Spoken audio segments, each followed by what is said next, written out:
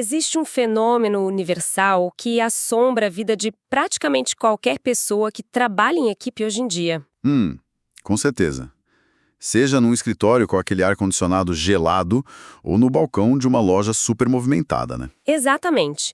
É aquela sensação familiar e muito frustrante de olhar ao redor de uma sala ou para uma grade de rostos numa tela de videochamada. E pensar por que estamos todos aqui. Isso. Tipo, o trabalho real tá ali se acumulando na mesa, os prazos estão correndo e, mesmo assim, o tempo está sendo totalmente drenado por uma conversa que parece não levar a lugar nenhum. É o pesadelo corporativo clássico. Então, boas-vindas a quem nos escuta para mais uma exploração analítica. A missão de hoje é desvendar esse pesadelo e tentar descobrir como transformar esses encontros em algo que impulsione o trabalho em vez de atrapalhá-lo. E a nossa análise de hoje se baseia num material de origem fascinante. Temos aí uma mistura de teorias bem modernas de gestão de tempo com algo bem prático. Sim, para dar vida a tudo isso, a gente tem um relato honesto e, digamos, um tanto caótico, vindo direto das trincheiras operacionais de um restaurante chamado Hive. É uma combinação perfeita. Promete tirar a teoria do pedestal e colocá-la para suar na prática do dia a dia. Ok, vamos analisar isso. A melhor forma de começar a desenrolar essa confusão toda é entender que o erro já começa na hora de enviar o convite. O erro de não separar o que é uma conversa individual do que é uma reunião de grupo. Exato. O erro fundamental que o nosso material aponta e que afeta empresas de todos os tamanhos, na verdade, é a total falta de distinção de propósito. Existe uma premissa central aqui. Que as reuniões não são todas iguais, certo? Perfeito. Os encontros não são todos da mesma espécie. Quando falamos de uma reunião individual, aquele famoso encontro 1 a 1, o tempo pertence inteiramente a quem é funcionário. É o momento daquela pessoa. Exato. A liderança está ali com um único papel principal, que é escutar. É o momento cirúrgico para descobrir onde os processos estão travando, quais são os obstáculos invisíveis ali no dia a dia. Aquelas coisas que não aparecem nos relatórios gerais, né? Sim, exatamente. E onde existem oportunidades de melhoria. É um espaço de segurança. Por outro lado, quando o encontro envolve a equipe inteira, a dinâmica vira de cabeça para baixo. O tempo da equipe serve para acionar o cérebro coletivo. A inteligência do grupo. Isso. É o momento de cruzar informações complexas e tomar decisões sensatas em grupo, que afetarão todo o ecossistema do trabalho. O problema é quando a liderança confunde esses dois propósitos. Tipo, usar reuniões de equipe para dar broncas individuais. Nossa, sim. Ou usar o tempo individual para dar recados gerais. Quando isso acontece, o caos e a frustração se instalam rapidamente. O que nos leva direto para uma das regras mais rígidas e talvez a mais libertadora presente nos nossos textos. É a regra de ouro. Essa regra é maravilhosa. Nunca, sob nenhuma circunstância, deve-se realizar uma reunião simplesmente porque sempre houve uma reunião nas manhãs de terça-feira. É o famoso, a gente sempre fez assim. Exato. Ou realizar uma reunião apenas para repassar um bloco de informações. Se o objetivo é apenas ler uma lista de atualizações onde não há necessidade de debate, de discordância ou de tomada de decisão... Isso é um monólogo. É um monólogo. E monólogos não exigem uma sala cheia de reféns. Escreva um e-mail. Um simples e-mail resolve. A fonte traz uma anedota incrivelmente ilustrativa sobre o perigo de não seguir essa regra. É focada no que podemos chamar de síndrome do relacionamento exagerado. A história da gestora amigável. Essa mesma. O texto descreve uma gestora que, no papel, era maravilhosa, gentil, atenciosa, extremamente focada no bem-estar da equipe. O que parece ótimo. Parece. Mas qual era o problema? Ela realizava de 2 a 3 reuniões semanais, de 1 hora cada, com suas 4 subordinadas. Isso é muito tempo. Muito tempo. E a pauta principal não era o projeto atrasado ou orçamento. Eram conversas longas sobre a família, o fim de semana e a vida pessoal. Era um ambiente super agradável. Super. Mas a consequência era desastrosa. O trabalho real, aquilo pelo qual as pessoas eram pagas para fazer, simplesmente não acontecia durante o expediente. As subordinadas saíam exaustas e com tarefas atrasadas. E a recomendação da fonte para isso é bem drástica, não é? É, sim. O ideal seria condensar tudo em apenas 15 a 30 minutos semanais, focados puramente em desbloquear o trabalho. O que é fascinante aqui é como boas intenções, quando não são acompanhadas de método, se tornam tóxicas para a produtividade. Totalmente tóxicas. Essa gestora meio que confundiu socialização com gestão. Ela criou uma armadilha onde a equipe não podia simplesmente dizer não para conversa amigável, mas no fim a equipe sofria as consequências do atraso. Ninguém quer ser a pessoa chata que corta a conversa sobre o fim de semana, né? Exato. E isso se conecta a outro comportamento perigoso detalhado na fonte, que é a distorção do propósito do encontro. Aquele outro tipo de líder. Isso. Além do líder excessivamente amigável, há o líder que usa a agenda como um depósito para falhas de gestão. Nossa, o lixão de feedback. O texto lança um alerta vermelho sobre a prática de guardar uma lista de críticas no fundo da gaveta só para despejar tudo de uma vez durante a reunião mensal de acompanhamento. Fico tensa só de imaginar. Pois é. Criar um ambiente onde alguém entra numa sala já esperando ser bombardeado por semanas de frustrações acumuladas é destruir a confiança. Acaba com a moral de qualquer pessoa. O material defende que o feedback seja ele um elogio por um trabalho excepcional ou uma correção de rota construtiva, precisa ser imediato. Na hora. Na hora, a reunião não é um lixão para tarefas de gestão atrasadas. Ela é uma ferramenta de alinhamento futuro. Se a liderança está usando esse espaço de tempo para consertar erros de semanas atrás, o compasso de comunicação da equipe já está totalmente quebrado. Fica muito claro que a intenção precisa ser afiada, mas aí entra a parte logística da coisa, a arquitetura da agenda. A estrutura prática, né? Sim, como encontrar o ritmo ideal sem cair no microgerenciamento ou no abandono total da equipe. A fonte sugere que não existe uma fórmula mágica universal. Não, cada caso é um caso. É um processo de calibração que deve ser feito em colaboração com a própria equipe. Algumas equipes, especialmente aquelas com membros mais novos ou projetos em fase inicial, podem precisar de um contato semanal. Um acompanhamento mais próximo. Outras, mais experientes e autônomas, funcionam perfeitamente com um toque quinzenal.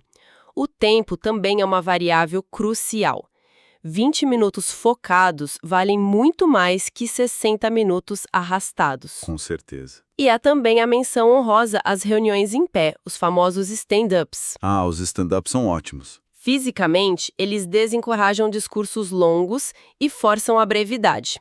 A regra é simples. Se as pernas começam a cansar, a reunião já durou mais do que deveria. Boa métrica. Então, o que tudo isso significa quando toda essa estrutura cuidadosamente planejada desmorona? Porque ela vai desmoronar uma hora ou outra. A realidade é que imprevistos acontecem e a agenda de quem faz a gestão é sempre a primeira a sofrer cortes. E aí o texto entra numa análise bem profunda sobre a mensagem psicológica invisível, mas ensurdecedora, que o cancelamento transmite. É mais do que só um horário na agenda. Muito mais. Não se trata apenas de reagendar um compromisso no calendário. Trata-se do capital social da equipe. Profundo isso. Quando uma liderança cancela rotineiramente uma reunião individual, a mensagem decodificada pela outra pessoa é cristalina e dolorosa. Seu tempo não é valioso e a sua presença não é uma prioridade. O espaço que deveria ser de segurança e escuta acaba sendo tratado como algo totalmente descartável. Exato. E por outro lado, quando a reunião da equipe inteira é constantemente adiada, a mensagem que ecoa por todo o departamento é outra, na verdade. Não precisamos pensar juntos, não somos realmente uma equipe, somos apenas um grupo de pessoas trabalhando no mesmo local. É um balde de água fria. A fundação de um grupo forte não é construída com discursos inspiradores no final do ano, mas com a consistência maçante do dia a dia. Estar lá. Isso. Comparecer quando se prometeu comparecer é a base física e prática da confiança. Se a agenda falha repetidamente, a estrutura emocional do trabalho em equipe desaba junto. Aqui é onde a coisa fica realmente interessante, porque é um momento em que a gente pega todas essas regras elegantes de calendário, essa psicologia da confiança, e joga tudo no liquidificador do mundo real. Onde a teoria encontra a prática. Exatamente. Nossos textos de base nos levam direto para as operações diárias de um restaurante movimentado chamado Hive. O setor de restaurantes quem acompanha a gente sabe, é famoso por ser um ambiente onde o caos é a única certeza. É loucura total. E a história que o material nos conta sobre o método de um dos gestores do Hive ilustra perfeitamente a teoria em ação. Aquela história antes do turno. Sim, antes do encontro rápido da equipe, marcado rigorosamente para as 15 horas, esse gestor tem um ritual. Ele não chega com ordens prontas. O que a maioria faria? Ele vai até as pessoas e pergunta se há pautas a serem discutidas. O detalhe crucial aqui é a postura dele. Ele admite abertamente que a visão dele é limitada. Ele sabe que não vê tudo. Ele só consegue enxergar uma pequena fração do salão e da cozinha durante o turno. Ele precisa dos olhos da equipe. É um nível de vulnerabilidade muito raro em posições de liderança hoje em dia. Raríssimo. E por causa desse espaço seguro, dessa abertura genuína, uma colega recém-contratada se sentiu à vontade para sugerir uma ideia inusitada, por que não vender chá a galão? Uma ideia tão simples. Parecia simples, mas foi implementada e se tornou um sucesso absoluto nas vendas. É a prova definitiva de que, quando o encontro tem um propósito focado em escuta, o potencial criativo do grupo pode resolver problemas e gerar lucros que a liderança jamais imaginaria sozinha. A genialidade desse caso do restaurante Hive está justamente nessa admissão de ignorância parcial do gestor. Admiro muito isso. Em vez de centralizar a inteligência, ele atua como um facilitador de ideias. Mas, claro, a vida real não perdoa e o material não foge disso. O caos sempre volta, sempre. Existe um contraponto brilhante na fonte para nos mostrar o que acontece quando as regras perfeitas simplesmente não resistem à pressão atmosférica do negócio. O texto descreve um segundo cenário no Hive. Aquele dia complicado. Isso. É preciso imaginar a situação. A agenda foi definida, a equipe sabe o que discutir, os 10 membros da equipe estão apostos para o encontro das 15 horas. Tudo está geometricamente perfeito. Lindo no papel. De repente, a porta da frente se abre e um grupo imenso de clientes entra super famintos num horário completamente atípico e imprevisível. O que acontece com a reunião sagrada? A prioridade absoluta do negócio assume controle, não tem jeito. Exato. Os 2 cozinheiros que estavam prontos para discutir métricas precisam dar meia volta e correr para as grelhas para alimentar aquele grande grupo. De 10 pessoas, restam apenas 5 na sala. Metade do time sumiu. O propósito do encontro de equipe que, como a gente definiu, é o pensamento coletivo, foi totalmente destruído ali. A reunião precisa ser abortada imediatamente. É a ruína completa do planejamento. Como manter a coesão quando o próprio cliente, que é a razão de existir do negócio, explode o calendário da equipe? É muito fácil para a gestão entrar em pânico ou ficar frustrada com a perda do controle. Mas a fonte nos entrega a solução encontrada no Hive. E é de um pragmatismo incrível. Se conectarmos isso ao panorama geral da resiliência corporativa, a resposta do Hive é uma aula magna. Como eles resolvem? A fonte nos mostra que a estrutura precisa ser elástica, não de vidro. Quando o caos se instala e dispersa o grupo, a equipe sênior, ou seja, o gestor de turno e o chefe de cozinha, não cruzam os braços. A comunicação não morre. Ela apenas muda de forma. Assim que o pico de movimento diminui e a poeira abaixa um pouco, esses 2 líderes se trancam no pequeno escritório nos fundos por exatos 10 minutos. É um encontro de sobrevivência. Rápido e focado. Eles atualizam freneticamente as informações críticas, os registros, os problemas do turno, as reservas para a noite e ajustam a agenda do que não foi discutido. Com essas informações alinhadas, eles saem do escritório e repassam os pontos fundamentais de forma individual, em conversa de corredor mesmo. O famoso boca a boca estratégico. Isso. O chefe de cozinha leva as instruções para a equipe nos fogões e o gestor orienta a equipe de atendimento lá no salão. A comunicação da liderança sênior funciona como uma cola rápida, segurando as peças do restaurante juntas até que possam se reunir formalmente de novo. O processo adaptou-se à realidade em tempo real. E essa adaptação rápida traz à tona um conceito que muitas teorias de gestão ignoram completamente: a humanidade de quem executa o trabalho. A empatia no fim das contas. Exato. O nosso material de base guarda a história mais impactante para o final. ilustrando que a burocracia nunca deve atropelar a empatia. É um relato forte. Muito forte. A fonte relata o caso de um gestor que confessa com total transparência que não realizou sequer uma reunião formal e estruturada com sua equipe desde que o restaurante reabriu após um período de fechamento. E não é por preguiça. Não, de jeito nenhum. É pura leitura da realidade de quem trabalha ali. Uma pessoa da equipe está lidando com um problema grave de falta de creche e não tem onde deixar os filhos pequenos.